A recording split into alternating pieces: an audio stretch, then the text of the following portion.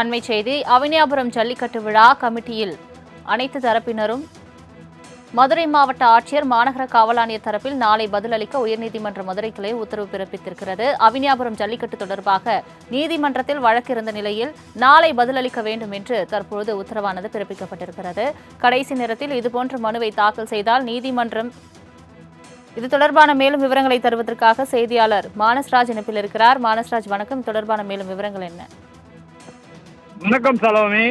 மதுரை அவனியாபுரம் ஜல்லிக்கட்டு விழா கமிட்டியில் அனைத்து சமூகத்தினரையும் ஒன்றிணைத்து குழு அமைக்க உத்தரவிடக்கூடிய மனுவில் மதுரை மாவட்ட ஆட்சியர், மதுரை காவல்துறை ஆணையர் தரப்பில் நாளை பதில் மனு தாக்கல் செய்ய உயர்நீதிமன்ற மதுரை கிளை உத்தரவு பிறப்பித்துள்ளது.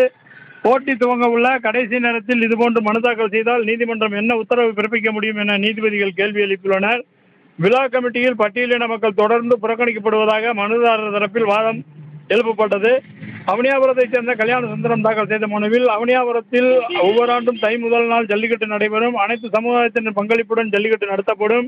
கடந்த 2023ஆம் ஆண்டு கண்ணன் என்பவர் தென்கால் பால்சன விவசாயிகள் சங்கத்தை பதிவு செய்து ஜல்லிக்கட்டு நடத்துவதற்கான உரிமையை கோரினார். அவரது குடும்ப உறவினர்களை மட்டுமே உறுப்பினராக கொண்டு இந்த சங்கம் செயல்பட்டது. இவர் பட்டியல் சமூகத்தைச் சேர்ந்தவர்கள் குழுவில் பங்கேற்பதை தடுத்து வருகிறார்.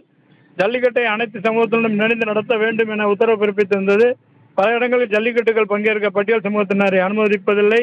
பட்டியல் சமூகத்தினரை தவிர்த்து ஜல்லிக்கட்டை நடத்துவது இந்திய அரசியலமைப்புக்கு எதிரானது. ஆகவே அனைத்து சமூகத்தினரையும் கொண்ட ஒருங்கிணைப்பு குழுவை அமைத்து ஜல்லிக்கட்டை நடத்த உத்தரவிட வேண்டும் என கூறியிருந்தார். இந்த வழக்கை விசாரித்த நீதிபதிகள் MS ரமேஷ், மரிய கிளாட் அமர்வு ஜல்லிக்கட்டு போட்டி துவங்க அனைத்து ஏற்பாடுகளும் செய்யப்பட்ட நிலையில் கடைசி நேரத்தில் இதுபோன்று மனு தாக்கல் செய்தால் நீதிமன்றம் என்ன உத்தரவு பிறப்பிக்க முடியும் என கேள்வி எழுப்பிய நீதிபதிகள் வழக்கு தொடர்பாக மதுரை மாவட்ட ஆட்சியர், தமிழக காவல்துறை ஆணையர் ஆகியோரோட உரிய விளக்கம் பெற்று தெரிவிக்க அரசு வழக்கறிஞருக்கு உத்தரவிட்ட வழக்கை ஒத்திவைத்துள்ளனர். சலோமி. தங்களின் முழு விவரங்களுக்கு நன்றி பாலகிருஷ்ணன்.